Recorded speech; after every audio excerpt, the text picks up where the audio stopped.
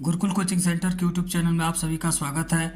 आज हम लोग वर्ग 10वां के विषय भौतिकी के पाठ 3 विद्युत चैप्टर से 62 नंबर क्वेश्चन से देखेंगे। इसके पीछे क्वेश्चन हम लोग पिछले क्लास में देखे थे। यह क्वेश्चन बिहार बोर्ड एग्जाम के लिए बहुत ही महत्वपूर्ण है। तो चलिए देखते हैं क्वेश्चन नंबर 62 को।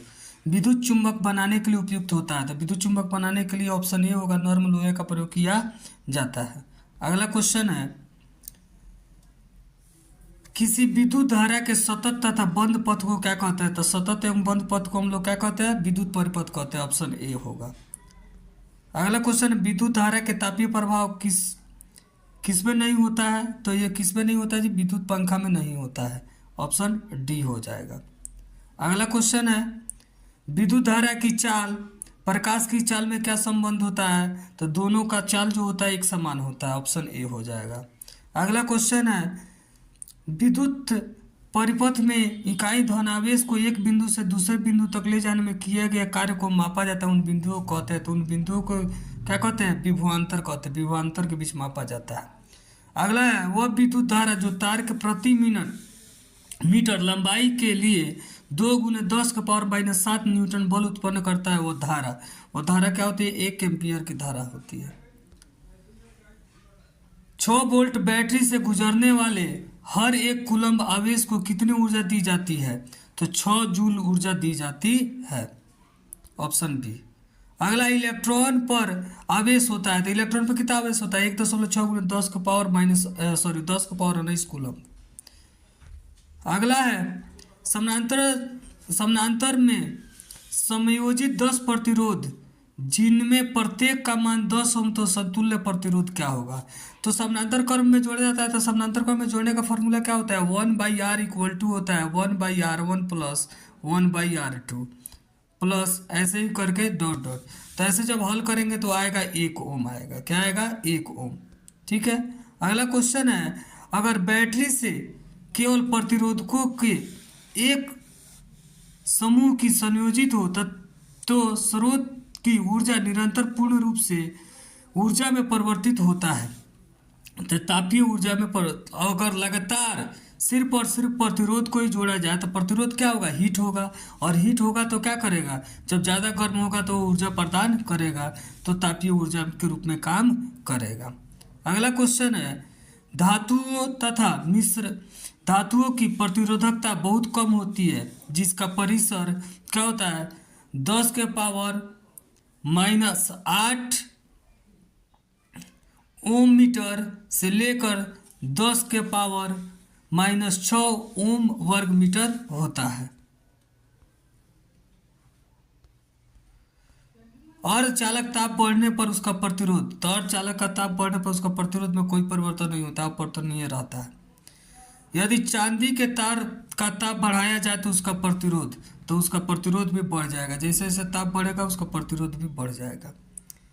यदि R1 तथा R2 को समानांतर श्रेणी में जोड़ा जाए तो तुल्य प्रतिरोध क्या होगा। तुल्य प्रतिरोध जो होगा दोनों से क्या हो जाएगा, कम हो जाएगा, प्रत्येक से कम होगा। यदि 4 समान प्रतिरोध को श्रेणी क्रम में जोड़ा जाता है तो उनका तुल्य प्रतिरोध 20 ओम है। तो प्रत्येक का प्रतिरोध क्या है, तो प्रत्येक का प्रतिरोध क्या होगा, तो प्रत्येक का प्रतिरोध जो होगा 5 ओम होगा। तब 5 ओम, चूंकि समतुल्य प्रतिरोध अगर श्रेणी क्रम में जोड़ा जाता है तो R = होता है R1 + R2 + R3 ऐसे ही करके R5 तक होगा, सॉरी R4 तक, चूंकि 4 जोड़ा गया है तो R4 तक होगा। तो 5 × 5 = 10, 5 × 15 = 5 × 20, तो प्रत्येक का क्या होगा, 5 ओम। धातुओं में धारावाहक होते हैं। तो धातु में धारावाहक कौन होता है, मुक्त इलेक्ट्रॉन होते हैं। ऑप्शन बी हो जाएगा। अगला क्वेश्चन है, एक बल्ब से मिनट में 120 कूलम आवेश प्रवाहित हो रही है तो विद्युत धारा का मान होगा। तो विद्युत धारा का मान कितना होगा, तो विद्युत धारा का मान 2 एम्पियर हो जाएगा। ऑप्शन बी हो जाएगा। अगला क्वेश्चन है, किस उपकरण में धन तथा ऋण आवेश चिन्हित नहीं होता है। तो किसमें, कुंडली में यह चिन्हित नहीं होता है। लंबाई बढ़ने पर तार का प्रतिरोध भी क्या हो जाएगा, बढ़ जाएगा। लंबाई बढ़ने पर बढ़ता है। यदि 5 समान प्रतिरोध को समानांतर क्रम में जोड़ने पर उसका तुल्य प्रतिरोध 10 ओम हो तो प्रतिरोध का प्रतिरोध होगा। तो प्रत्येक का प्रतिरोध क्या होगा, 50 ओम होगा। समानांतर क्रम में संयोजित प्रतिरोधकों की संख्या घटने के उपरांत संयोजित प्रतिरोधों का कुल प्रतिरोध बढ़ता है। ठीक है, ऑप्शन ए हो जाएगा।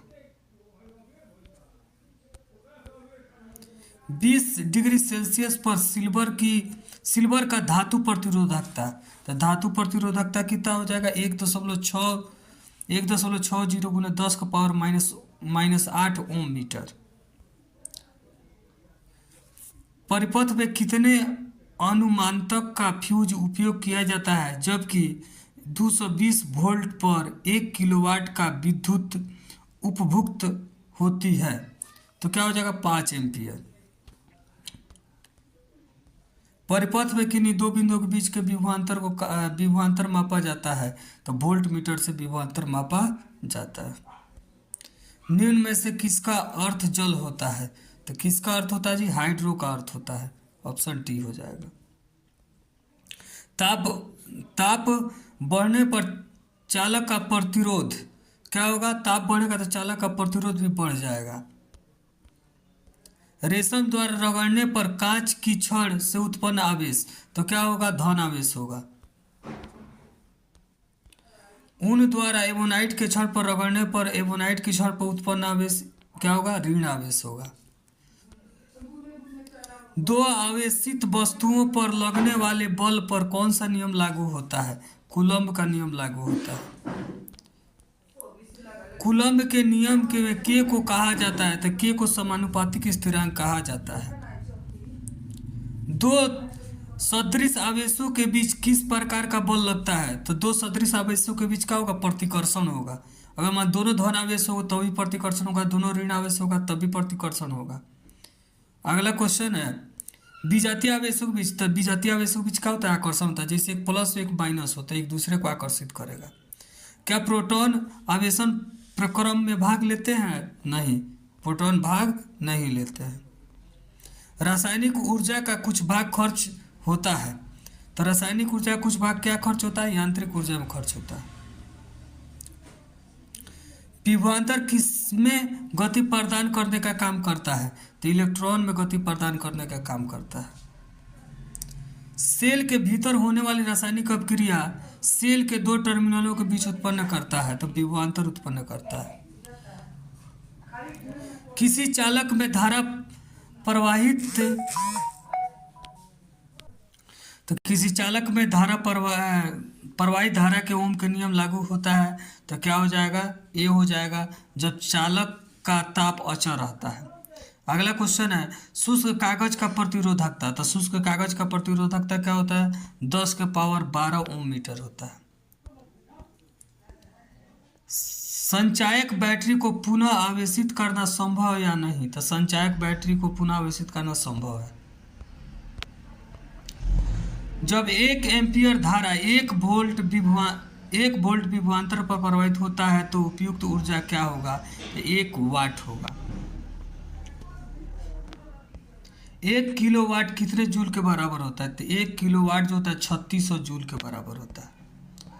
खनिज अम्लों के जलीय विलयन विद्युत के चालक होते हैं, अतः इन्हें कहा जाता है तो विद्युत अपघटक कहते हैं। लेड सल्फ्यूरिक अम्ल का सेल उपयोग होता है, तो क्या होगा? ऑटोमोबाइल में भी और औद्योगिक कार्यों में, दोनों में प्रयोग किया जाता है। ऑप्शन सी हो जाएगा। जो विद्युत रगड़ने पर इलेक्ट्रॉन ग्रहण करता है वो होता है, तो जो इलेक्ट्रॉन ग्रहण करता है वो क्या होता है? ऋण आवेशित होगा, तभी वो ग्रहण करेगा। जो पदार्थ घर्षण द्वारा आसानी से आवेशित हो जाते हुए कहलाते हैं विद्युत रोधी कहलाते हैं।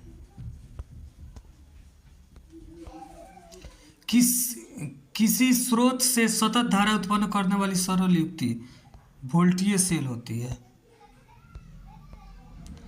ओम नियम में अचर राशि क्या है? तो क्या है? ताप जो होता है अचर राशि होता है ओम के नियम में। ओम के नियम में विद्युत धारा और विभवांतर के बीच खींचा गया आलेख होता है। तो खींचा गया आलेख क्या होता है? एक सरल रेखा होता है। ऐसे जैसे खींचा जाता है ऐसे एक होता है, एक ऐसे खींचा जाता है, तो ये क्या होता है? एक सरल रेखा होता है। आर उन प्रतिरोध वाले n प्रतिरोधों को समानांतर क्रम में जोड़ा जाए तो उसका प्रतिरोध होगा, तो क्या होगा, n/r होगा। क्या होगा, n/r होगा। हमारे घरों में जो विद्युत आपूर्ति की जाती है वह क्या होती है, 220 वोल्ट प्रतिवर्ती धारा जो होता है वही आपूर्ति की जाती है।